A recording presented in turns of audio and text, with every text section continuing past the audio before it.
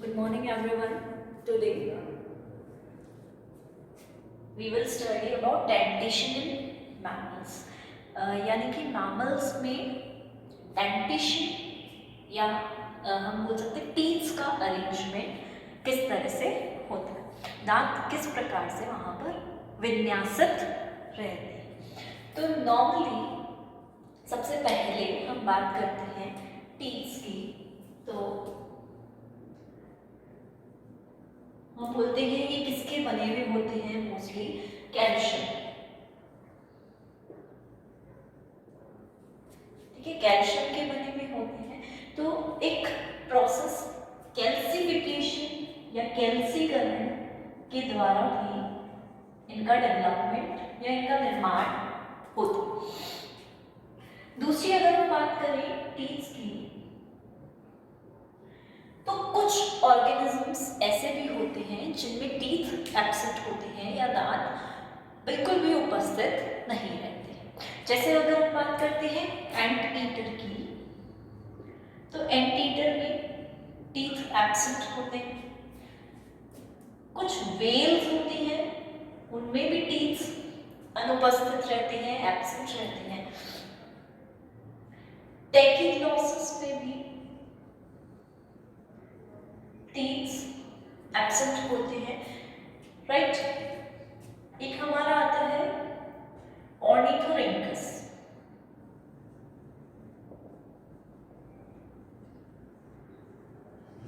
उसमें भी teeth absent रहते हैं। दैट मीन्स इन सभी ऑर्गेनिजम्स में, इन सभी जंतुओं में दांत अनुपस्थित रहते हैं और बाकी हमारे जितने भी ऑर्गेनिजम्स हैं सब में दांत होते हैं, ठीक है, उनकी प्रेजेंस होती है। हम कई बार बात करते हैं टर्टल्स की, तो टर्टल्स में भी बोलते हैं कि दांत नहीं होते, एब्सेंट रहते हैं, ठीक है।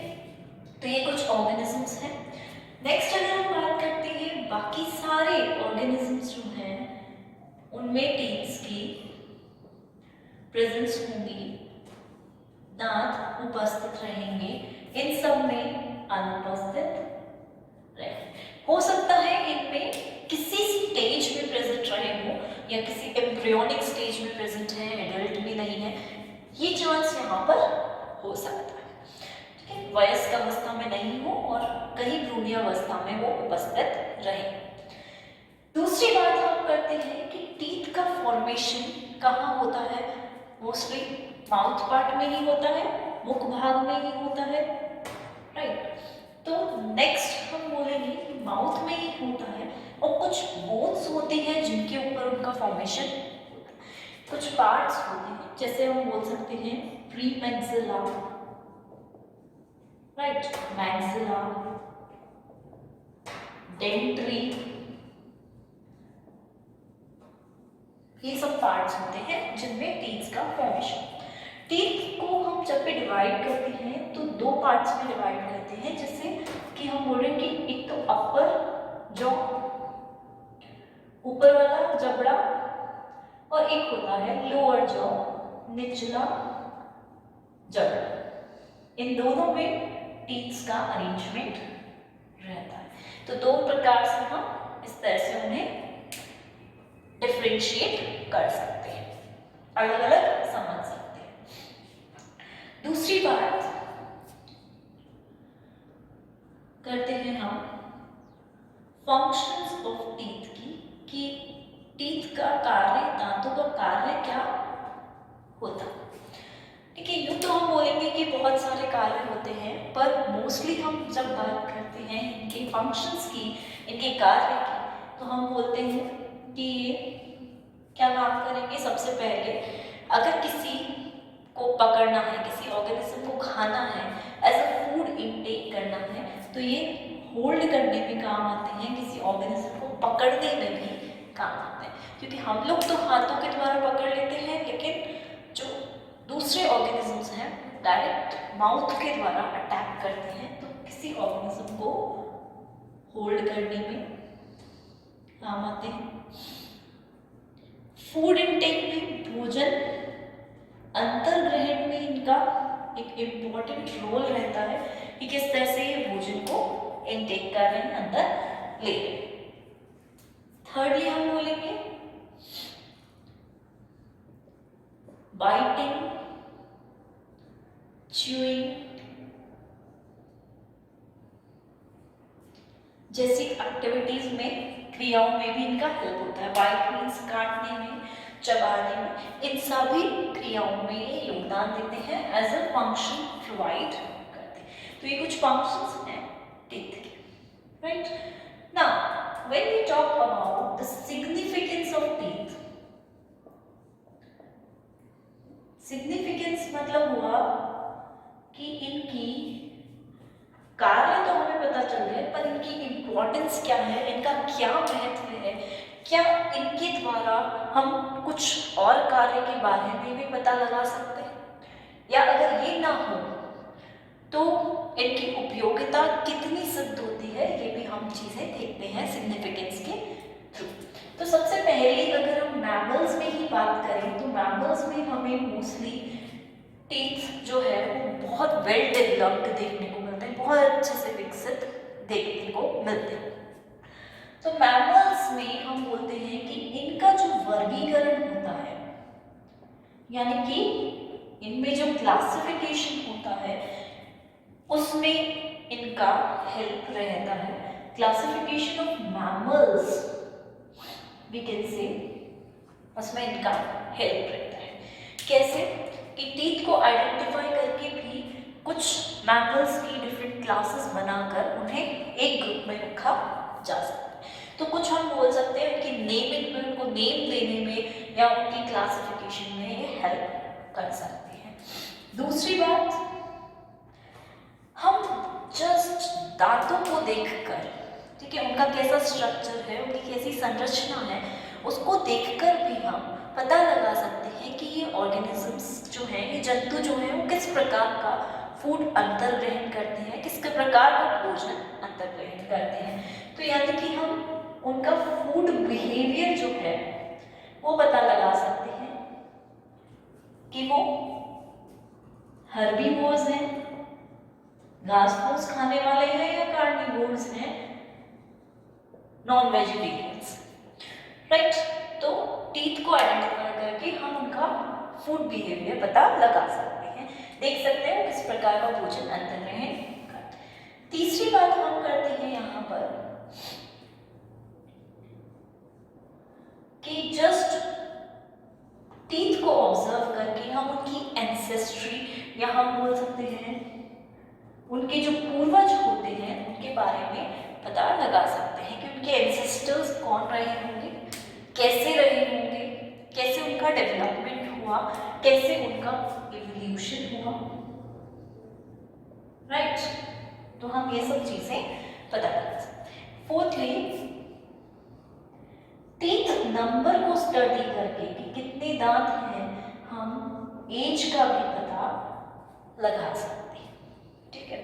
क्योंकि जैसे हम अगर ह्यूमंस में ही देखते हैं तो यंग एज में मोलर्स जो होते हैं वो नहीं डेवलप होते, ठीक है, तो वो काफी बाद में आते हैं, ठीक है। तो इस तरह से टीथ के नंबर को देखकर हम उनकी आयु का, एज का अंदाजा लगा सकते हैं कि ये कौन सी एज में होंगे। क्योंकि हमारे अंदर तो एज का अंदाजा हम इसीलिए ऐसे भी लगा लेते हैं, बट ऑर्गेनिजम्स में, जंतुओं में थोड़ा सा वो डिफिकल्ट हो जाता है, तो उनके थ्रू आयु का पता लगा सकते हैं। तो ये कुछ सिग्निफिकेंस हो गए टीथ।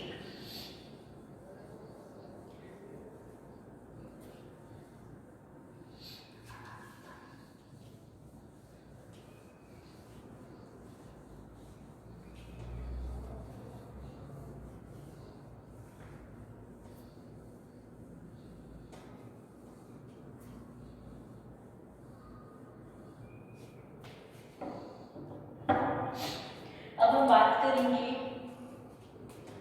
Differentiation of teeth.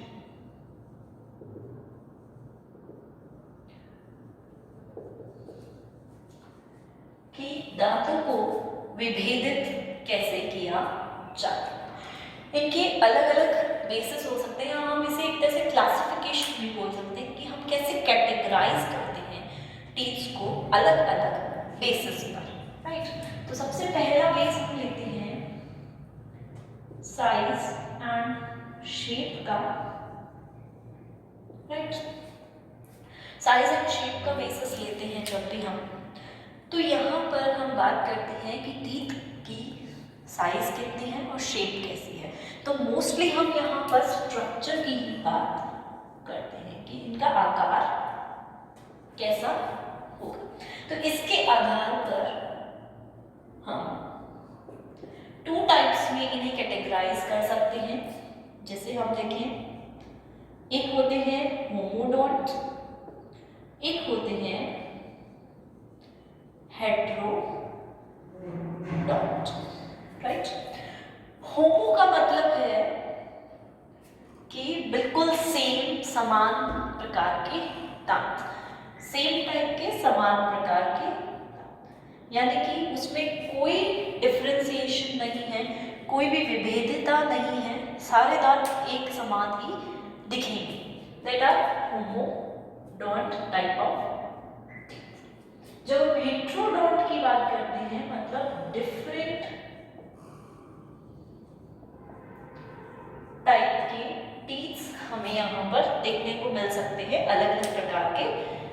जैसे हम देखते हैं इंसीजर्स हैं, ठीक है, फिर कैनाइन्स हैं, प्रीमोलर्स हैं, मोलर्स हैं। तो इस तरह से अलग अलग दांत देखने को मिल रहे हैं यहाँ पर, तो उनको हम रखते हैं हेटेरोडोंट की कंडीशन, राइट। तो नॉर्मली जब हम बात करते हैं होमोडोंट एंड हेटेरोडोंट की, तो इस तरह से हम इन्हें स्ट्रक्चर के आधार पर कर रहे हैं विभेदित। सेकेंड आता है अटैचमेंट विथ जॉ के आधार पर, ठीक है, कि किस तरह से जबड़े से जुड़े हुए हैं, उसके आधार पर भी हम टीथ्स को डिवाइड करते हैं। जैसे पहला हम बोलेंगे एक्रोडोंट, एक्रोडोंट, यानी कि यहाँ पर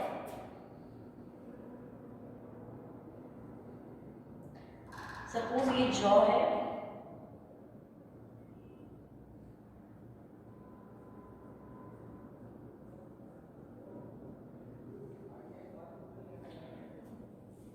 ठीक है, सिर्फ जो इसका तल है वहीं से ही दांत जुड़ा हुआ है, जॉ के सरफेस से ही जस्ट अटैच्ड है। तो हम बोलेंगे जस्ट सरफेस से अगर अटैचमेंट होता है तो उस टाइप के टीथ को हम नेम देते हैं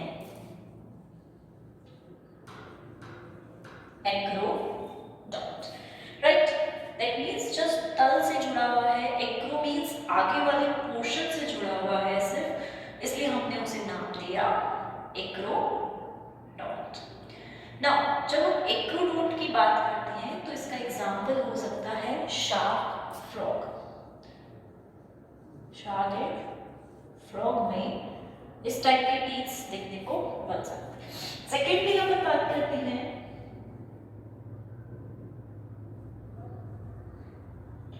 प्लूरोडोंट की। तो प्लूरोडोंट में हम देखते हैं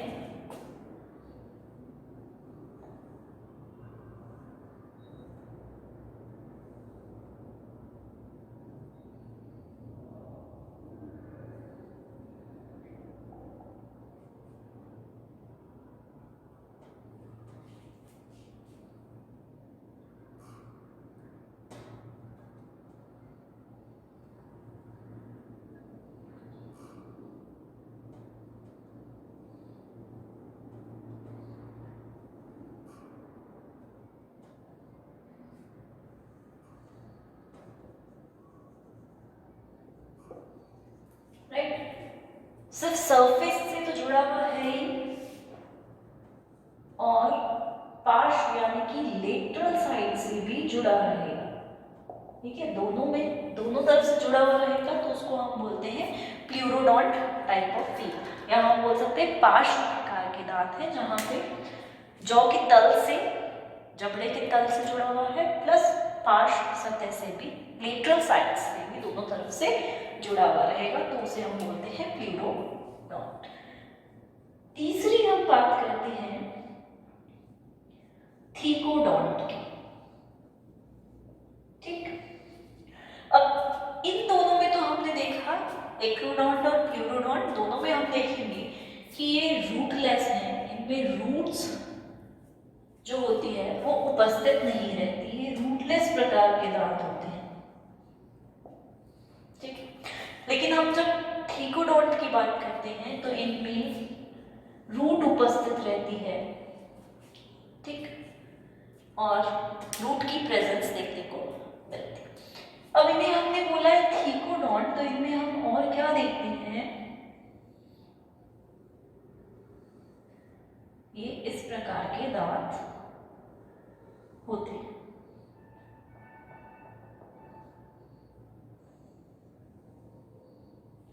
जो कि इस प्रकार से अंदर की ओर धंसे हुए रहते हैं। प्लस हम ये भी बोल रहे हैं कि इनमें रूट भी उपस्थित है, एक हम बोल सकते हैं कैनाल भी प्रेजेंट रहती है। ठीक है, जिसे हम रूट कैनाल नाम देते हैं। तो ये टीथ है, ये जॉ है। अब हम बोलेंगे कि इसका इतना पोर्शन जो है वो अंदर की तरफ धंसा हुआ है। ठीक, तो इस पोर्शन को हम बोलते हैं रूट। जो पोर्शन बाहर की तरफ है उस भाग को हम बोलते हैं क्राउन। ठीक, और क्राउन और रूट से जो अटैच करवा रहा है उसको हम बोलते हैं नेक। नेक पार्ट यानी कि गर्दन वाला भाग। ठीक है, तो इस तरह से 3 भागों में हम दांत को डिवाइड करते हैं। ठीक, इस तरह से विभेदित करते हैं।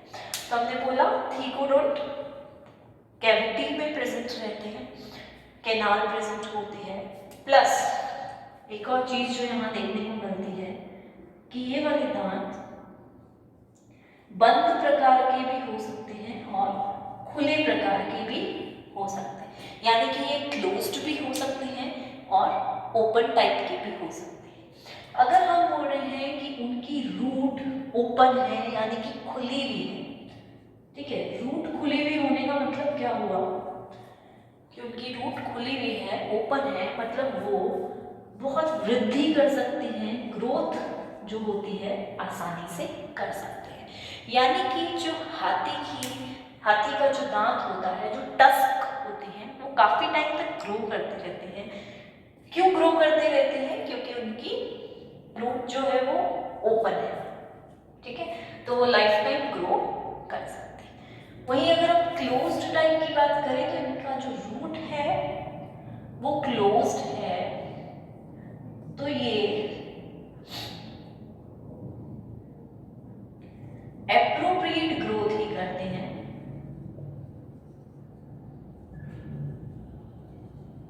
ठीक है, पूरा अच्छे से ग्रो नहीं करते हैं, एक स्टेज तक ये रुक जाते हैं बिकॉज इनकी रूट क्लोज्ड है। राइट, सो इस तरह से हम थीकोडॉन्ट को डिवाइड कर सकते हैं। दूसरी बात ये भी होती है कि इनमें इस टाइप के टीथ में पल्प कैविटी उपस्थित रहती है और उस पल्प कैविटी में, ठीक है, उस पल्प कैविटी में ही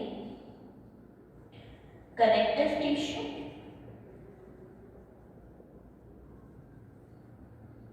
संयोजी ऊतक, मसल्स यानी कि मांसपेशियों और ब्लड वेसल्स, रक्त वाहिनियां पाई जाती है, पल्प कैविटी में उपस्थित रहती है। और पल्प कैविटी में ये तीनों अंदर की तरफ एंटर करते हैं। तो इस टाइप से हमने सेकेंड टाइप की बात की, अटैचमेंट विद जॉ, कि ये कैसे जुड़े हुए रहते हैं। तीसरी हम बात करेंगे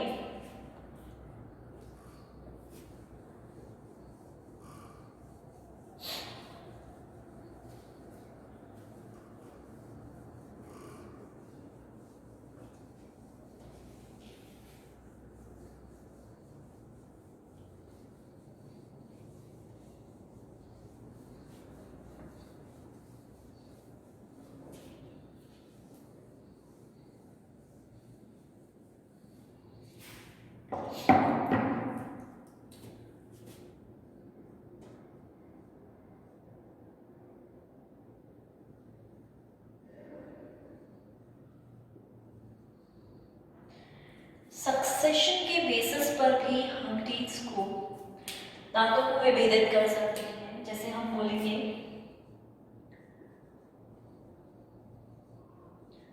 मोनोफ्यूरेंट, राइट।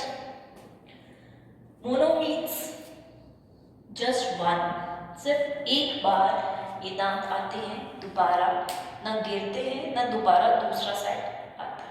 मतलब पूरी लाइफ टाइम में, कि पूरे जीवन काल में सिर्फ एक बार दांत आएंगे, और अगर वो गिर जाते हैं तो दोबारा आने का कोई चांस नहीं है, ठीक है। इसलिए हम इसको बोलते हैं लाइफ टाइम में ओनली वन टाइम, ठीक है, सिर्फ एक बार आ रहे। सेकेंड कंडीशन आती है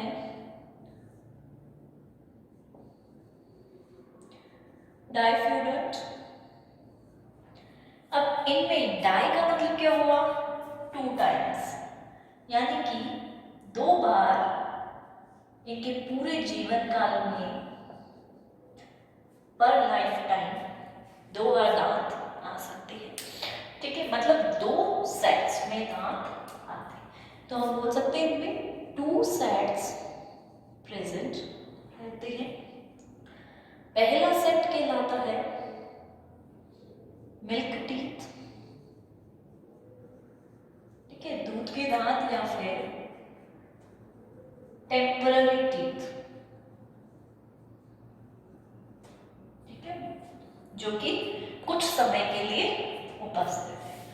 और दूसरा सेट आता है, उसे हम बोलते हैं परमानेंट टीथ, यानी कि ये परमानेंट है, ये गिर जाएंगे तो ये तो आ जाएंगे, पर ये गिर गए तो वापस आने का कोई चांस ही नहीं, ठीक है। वापस आने की कोई कंडीशन ही नहीं है कि वापस से आ पाएंगे, इसलिए आपने इन्हें बोला है डाइफ्यूरेंट। अब कुछ टीथ्स होते हैं जो कि कहलाते हैं पॉलीफ्यूरेंट, और इस टाइप के टीथ लाइफ में बहुत बार आते हैं। पॉली मीन्स होता है मेनी, मतलब बहुत बार ये दांत आ सकते हैं, मेनी टाइम्स पर लाइफ, ठीक है। These teeths can come many times. इन्हें हम बोलेंगे पॉलीफ्यूरेंट, मतलब एक बार गिर गए तो दूसरी बार आ जाएंगे, दूसरी बार गिरे तो तीसरी बार आ जाएंगे। पर पॉली का मतलब ये भी नहीं है कि लाइफ में जितनी बार टीथ कहीं से टूट रहे हैं, गिर रहे हैं, तो बार बार हर बार आएंगे। यहाँ पे भी एक लिमिट आ ही जाती है, ठीक है। तो पॉलीफ्यूरेंट टाइप हो गए। अब हम 4th कैटेगरी का क्लासिफिकेशन करते हैं, तो हम उस कैटेगरी को बोलते हैं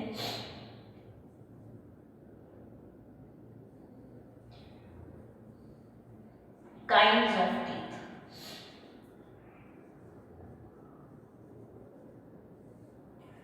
डिफरेंट काइंड्स ऑफ टीथ हमें देखने को मिलते हैं। फर्स्ट हम बात करेंगे इंसीजर की, राइट। जैसे कि हम देखते हैं इंसीजर जो है सबसे आगे की तरफ प्रेजेंट रहते हैं, बिल्कुल फ्लैट सरफेस पे, इसलिए हम बोलते हैं कि ये प्रेजेंट है हमारे ऊपर की तरफ प्री मैक्सिला भाग पे, ठीक है, ऊपरी जबड़े पे, प्री मैक्सिला पे, और नीचे की तरफ डेंट्री भी यहाँ पर प्रेजेंट, ठीक है। तो इस तरह से इनकी प्रेजेंस देखी जाती है,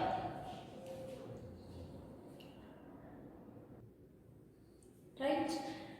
तो जब हम इनकी स्ट्रक्चर की बात करते हैं तो ये होते हैं कुछ फ्लैट, राइट, और फ्लैट के साथ साथ इनमें हम बोल सकते हैं कि नीचे की तरफ धारीदार होते हैं, स्ट्रिएशंस प्रेजेंट रहते हैं, ठीक है। फ्रंट में है टीथ, सबसे आगे की तरफ है, ठीक है, और ऊपर और नीचे दोनों तरफ प्रेजेंट रहते हैं।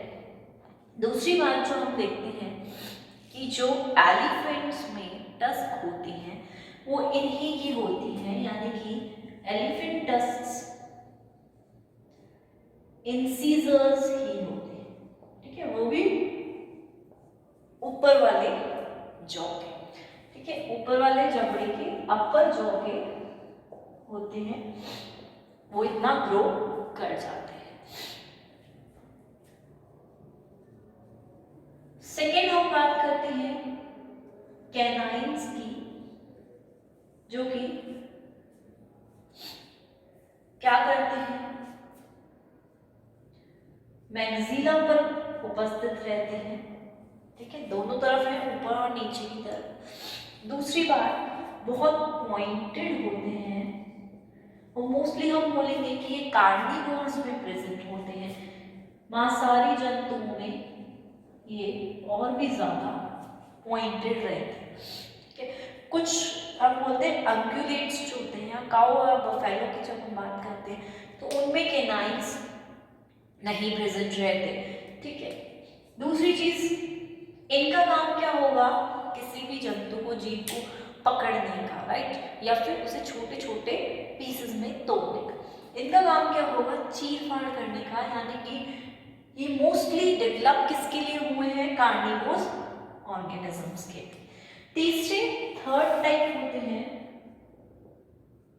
Premolars and molars, right.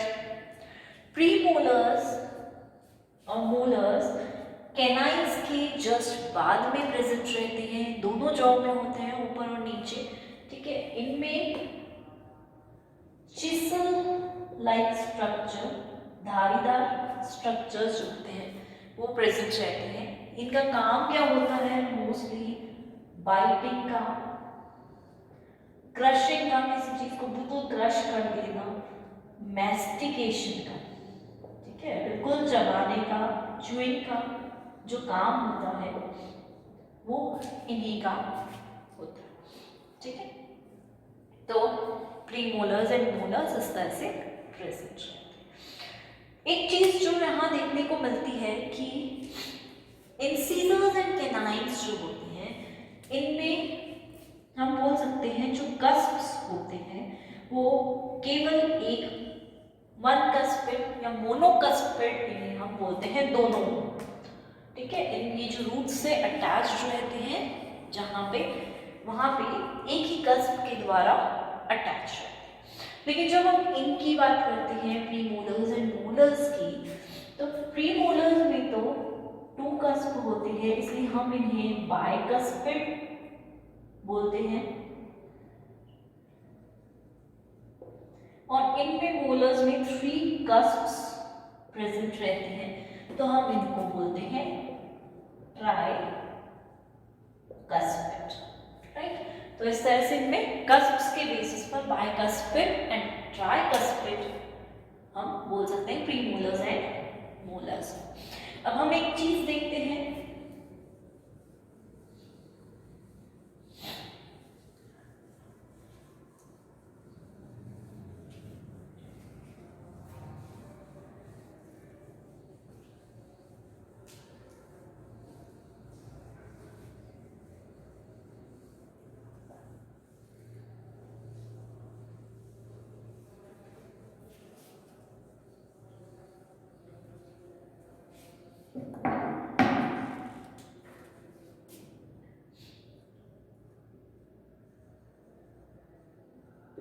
हम क्लासिफिकेशन कर रहे हैं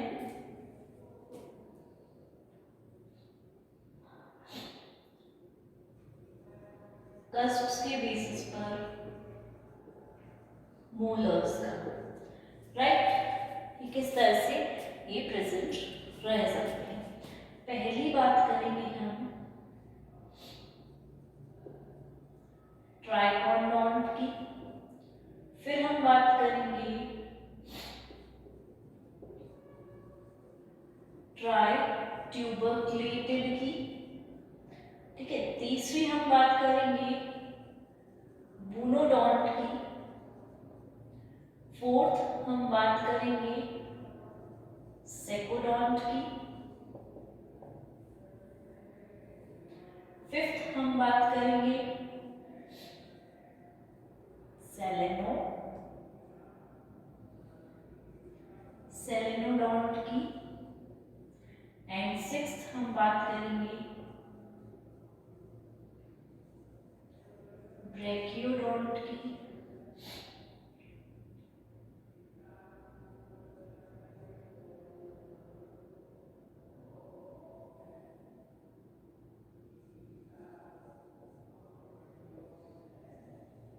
हिप्सोडोंट एंड लास्ट इज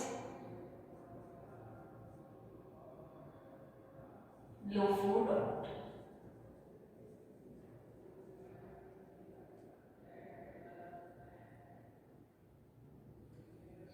ठीक है, ये this different types of teeths को हमने डिवाइड किया। अब जब हम बोलते हैं ट्राइकोडोंट हैं, यानी कि इनमें 3 कस्प्स हैं। ठीक, तो इनमें 3 कस्प प्रेजेंट होंगे तो इन्हें हम बोलेंगे ट्राइकोडोंट। ठीक है, ट्राइट्यूबरक्लेटेड मतलब हुआ कि यहाँ पर 3 ट्यूबरकल्स जैसे स्ट्रक्चर्स प्रेजेंट हैं, इसलिए हमने उनको नाम दिया ट्राइट्यूबरक्लेटेड। ट्राइट्यूबरक्लेटेड में भी 3 कस्प भी प्रेजेंट होते हैं इनके साथ, प्लस 3 ट्यूबरकल्स भी प्रेजेंट होते हैं। तो ये दोनों जो हैं ये फॉसिल्स में जीवाश्म के द्वारा स्टडी किए गए। ये अब आजकल के ऑर्गेनिजम्स में कम देखने को मिलते हैं। ठीक है, नेक्स्ट हम बात करेंगे बूनोडोंट की।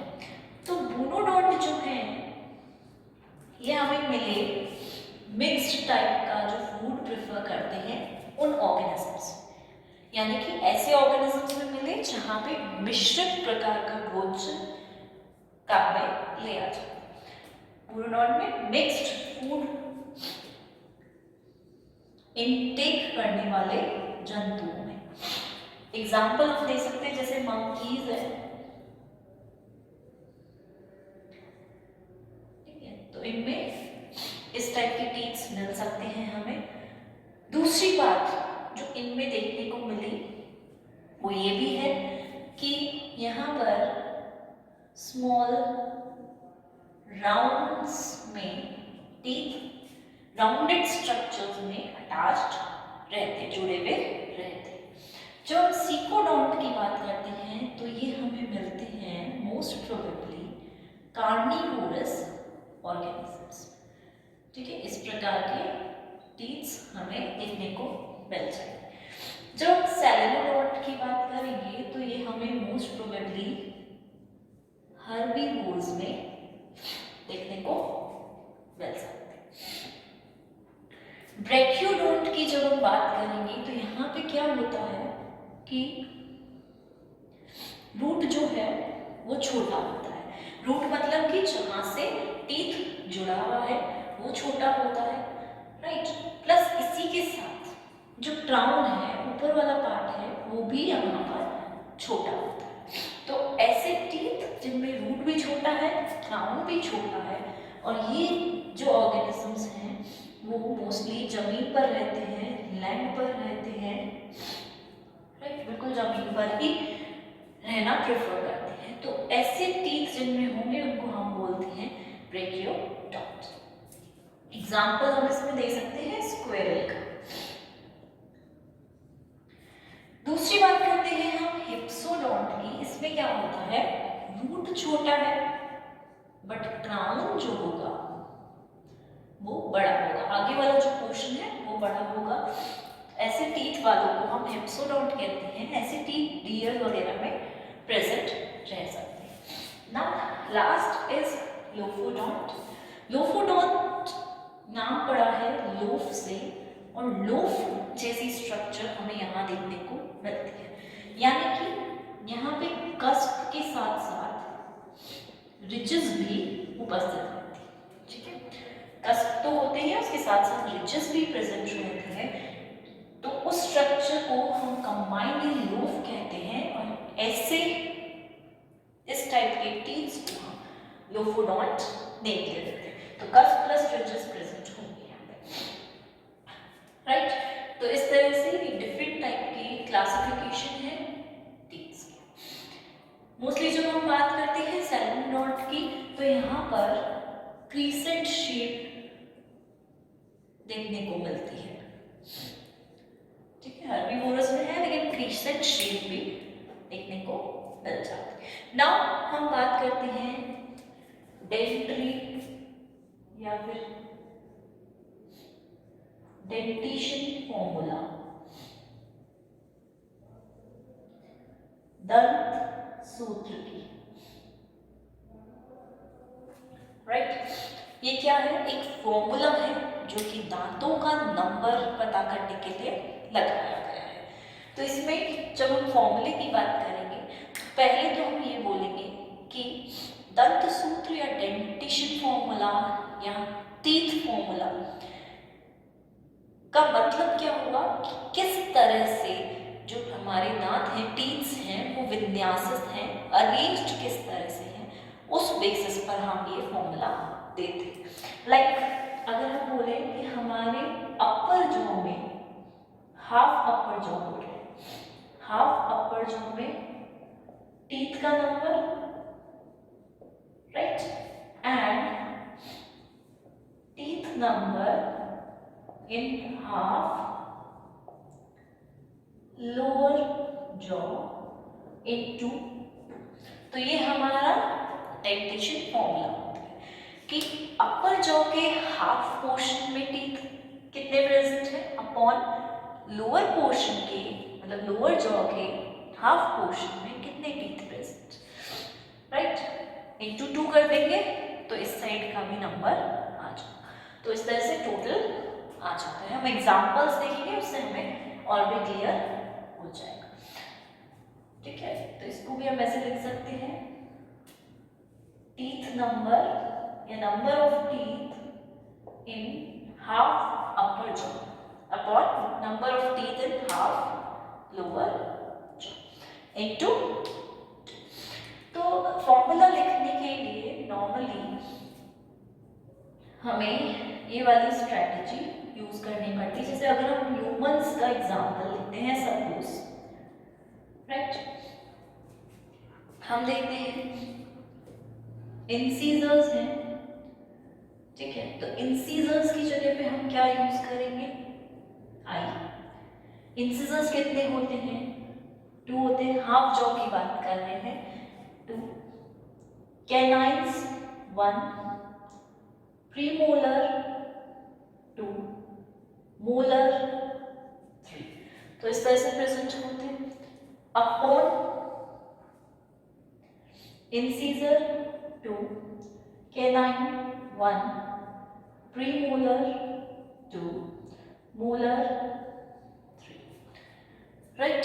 तो यहाँ हम क्या कर रहे हैं, यहाँ पर जो टीथ है, जिस टाइप के टीथ है उनको हमने बिल्कुल शॉर्ट फॉर्म में यहाँ पर लिखा है, राइट, राइट डाउन किया है, एंड कितने नंबर है उसकी जस्ट आगे लिख दिया कि हाफ जॉ में इंसिजर्स 2 है, इधर 1 कैनाइन है, फिर इधर 2 प्रीमोलर्स है एंड देन लास्ट में 3 मोलर्स है। तो इस तरह से ऊपर का अपर जॉ का ये हो गया, नीचे लोअर जॉ का ये। या फिर अगर हम नॉर्मल तरीके से लिखना चाहें तो हम इस तरह से लिख सकते हैं कि इंसिजर पहले आएगा इसमें 2, 1, 2, 3 upon incisor, canine, premolar, molar, ठीक है, अपर और लोअर जॉ में दोनों जगह। अब हम इनको इंटू 2 से कर देते हैं।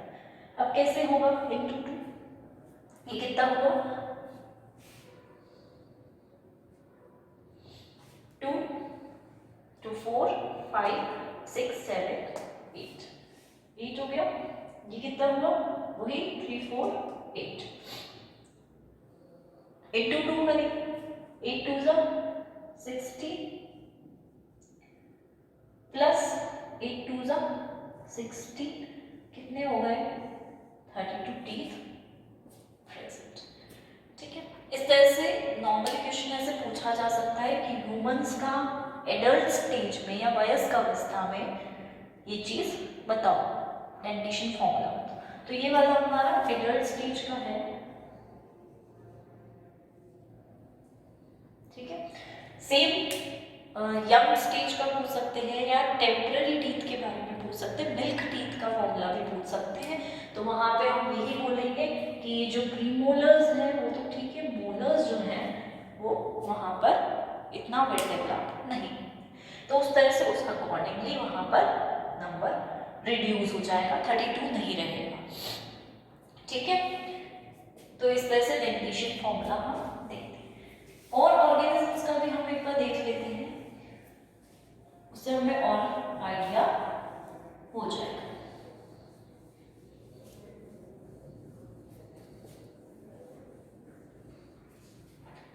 लाइक हम देखते हैं काऊ वगैरह का, काऊ बफेलो का, ठीक है, ऑर्डर वही रहेगा हमारा, एग्जाम्पल्स नहीं, जस्ट ऑर्डर वही रहेगा, इंसीजर, कैनाइन, प्रीमोलर एंड मोल। तो यहाँ हम देखते हैं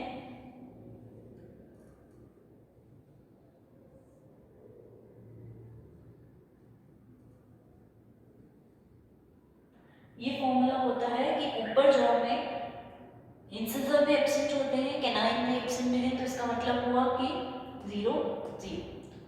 फिर यहाँ पर 3 प्रीमोलर्स हैं, 3 मोलर्स हैं, ऐसे सेम नीचे जॉ में 3 incisors, 1 canine, same formula. Now total कितना हुआ, 6, 10 इंटू 2 करेंगे 12 प्लस 20 कितना हुआ 32, यानी कि 32 टीथ प्रेजेंट रहते हैं। सेकेंडली अगर बात करेंगे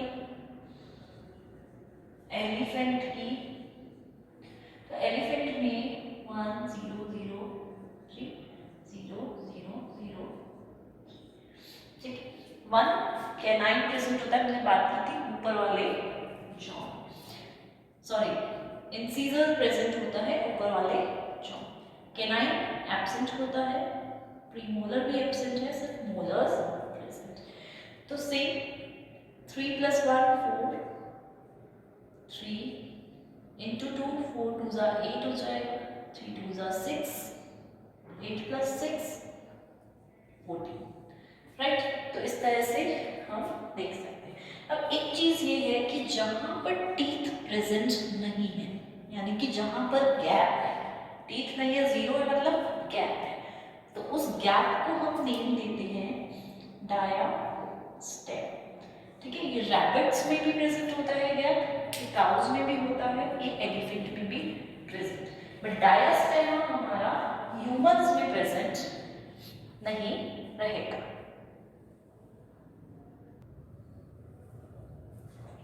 इसमें हम एक और एग्जाम्पल देख लेते हैं रैट का। रैट में भी वही चीज देखने को मिलती है, ऑर्डर हमेशा हम यही रखेंगे 1 0 0 3 एंड नीचे भी 1 0 0 3, यानी कि इंसीजर है दोनों जगह सेम, कैनाइन्स एब्सेंट हैं, प्रीमोलर्स एब्सेंट है और 3 3 मोलर्स हैं। तो जब हम इनका फॉर्मूला निकालते हैं 4 4 आता है, इंटू 2 करेंगे 8 + 16 टीथ में प्रेजेंट है। रेड में भी हम देखते हैं जो आगे वाले इंसीजर्स होते हैं वो 1 1 प्रेजेंट है एंड कई बार बढ़ते रहते हैं, इसलिए कई बार अपन देखते हैं कि वो आपस में अपने दांतों को यूज करके कहीं यूज लेते हैं ताकि ज़्यादा बड़े नहीं हो जाए, और जहाँ स्पेस होगा उसे हम डायस्टेमा बोलेंगे। देख लेते हैं हम स्ट्रक्चर टीथ का। टीथ का स्ट्रक्चर कैसा होता है?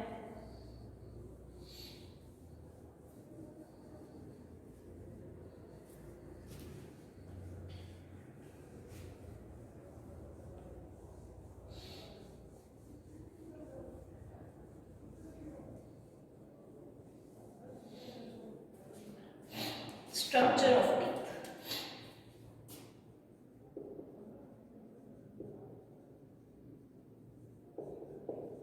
यानी कि दांत की संरचना कैसी होती है।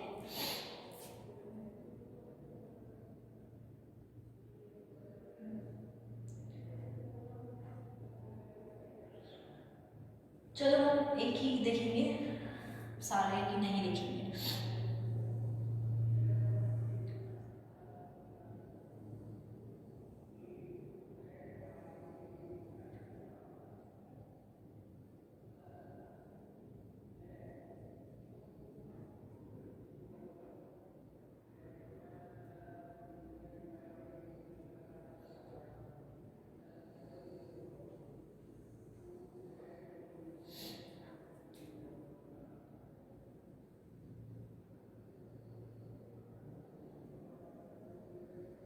राइट, इस तरह से स्ट्रक्चर है।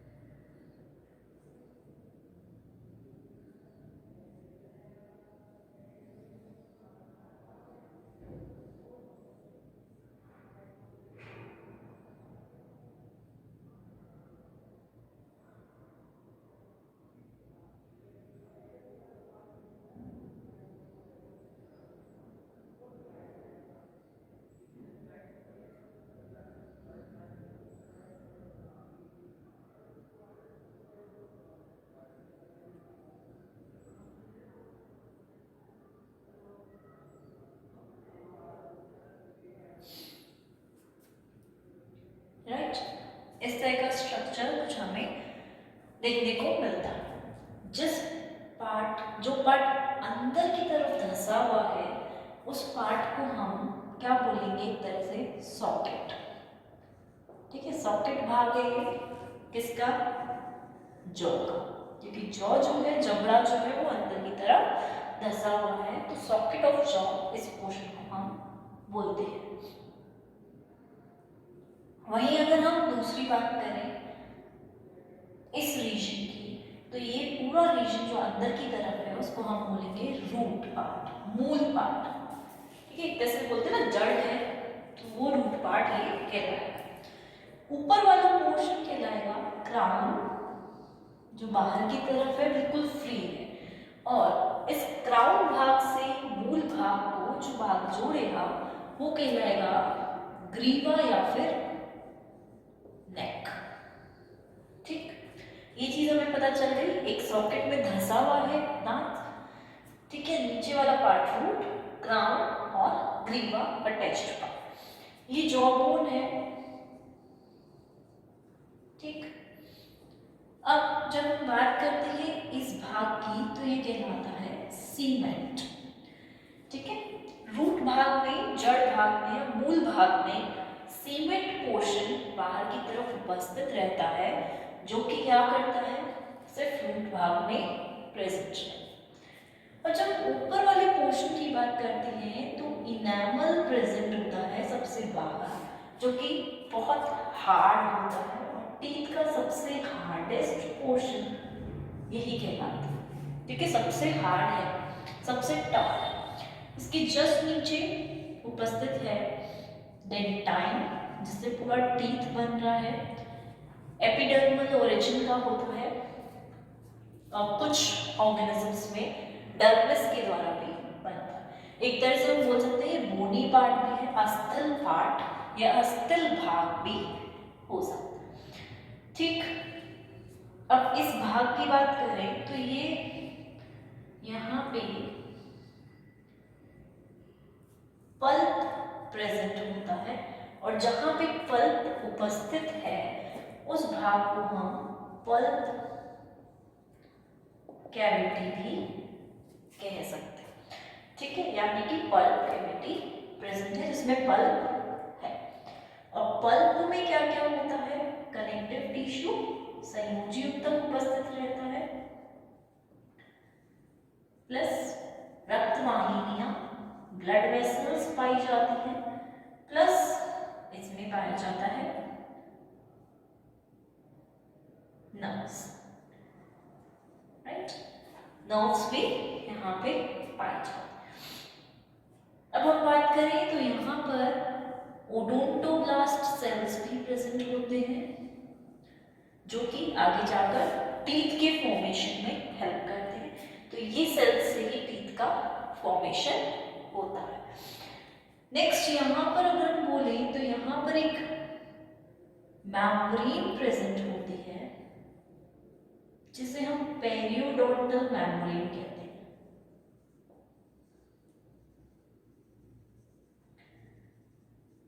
ठीक है, तो इस तरह से टीथ का स्ट्रक्चर होता है, मोस्टली डेंटाइन का बना हुआ होता है। अपर पार्ट में इनेमल भी प्रेजेंट रहता है, प्लस नीचे वाले पार्ट में सीमेंट पार्ट है, रूट भी प्रेजेंट रहेगी। इसी तरह से पेरियोडोंटल मेम्ब्रेन प्रेजेंट है, सॉकेट को हम गर्दिका कहते हैं और ये टीथ इस तरह से प्रेजेंट रहेगा। वहीं अगर बाइकस्पिड टीथ है सपोज, तो बाइकस्पिड टीथ में क्या होगा, सेम चीज है, यहाँ पर जैसे मोनोकस्पिड था सेम वैसे टीथ प्रेजेंट होगा, इस तरह से दो भागों में प्रेजेंट रहेगा, है ना। ये दो पार्ट्स में डिवाइड हो जाएगा क्योंकि कस्प दो है, तो इस तरह से पल्प कैविटी भी यहाँ से भी और इस तरह से प्रेजेंट रहेगी। ठीक है, दूसरी बात हम जब करते हैं कि इनेमल मोस्टली एपिडर्मिस से फॉर्म होती है, बाकी सारे जो हैं मीजोडर्मल ओरिजिन के होते हैं या फिर हम बोल सकते हैं डर्मिस से फॉर्म होते हैं। तो डेंटाइन का फॉर्मेशन हम बोल सकते हैं मोस्टली डर्मिस से ही होता है। और डेंटाइन भी स्ट्रॉन्ग होती है बट इनेमल से थोड़ी कम स्ट्रॉन्ग होती है। एक चीज और जो यहाँ देखने को मिलती है कि अगर यहाँ पे रूट्स ओपन रहेंगी या टीथ ओपन रूटेड होंगे तो वो काफी टाइम तक ग्रोथ करेंगे, वृद्धि करेंगे, जैसे एलिफेंट में, वॉलरस में टस्क्स।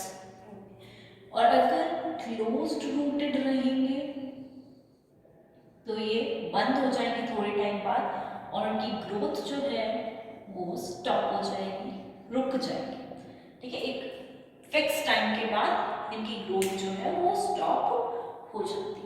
तो ये मोस्टली डायग्राम है मोनोकस्पिड का, जहाँ पे सिर्फ एक ही कस्प था, इसलिए इस तरह का स्ट्रक्चर हमें देखने को मिला, राइट।